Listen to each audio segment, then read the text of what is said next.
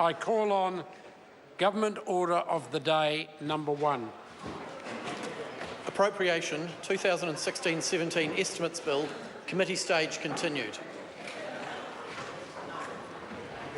I declare the House in committee for further consideration of the Appropriation 2016-2017 Estimates Bill.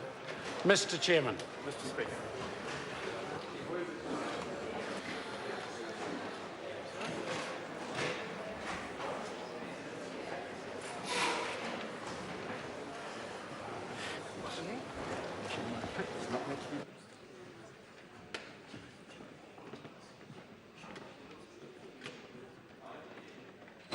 I'll just type.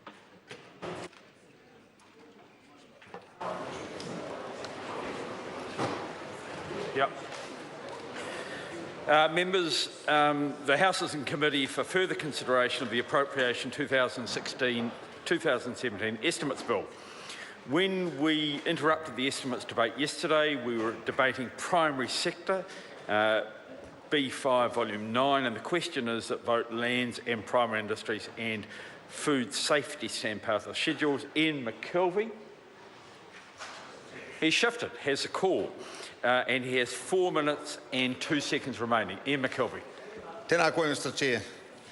As I said in the few seconds I had last night, when I was interrupted talking about the levy imposed on the taxpayer, or the travelling levy, it's saved a significant amount of money for our taxpayers and boosted significantly the opportunity for border security and our biosecurity challenge at the border.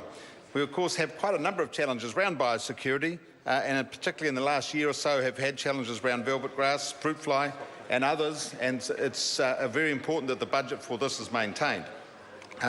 Biosecurity is absolutely our priority, along with food security as well as our priority in maintaining our export industries in New Zealand.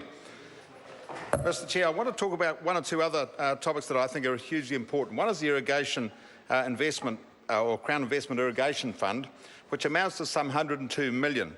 And when you look at the irrigation progress in New Zealand, and you think about how any business in New Zealand or any council in New Zealand started its water schemes, and you look at the manner in which these irrigation schemes are being I guess, commenced, it's hugely important that there's some seed funding in place to make sure these schemes, the knowledgeable man, it's hugely important that there is the opportunity for seed funding to fund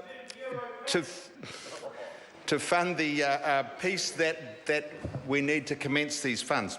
And I congratulate the Minister and the Ministry on the initiative to get this underway. It's hugely important for New Zealand's future, and it's hugely important for those schemes.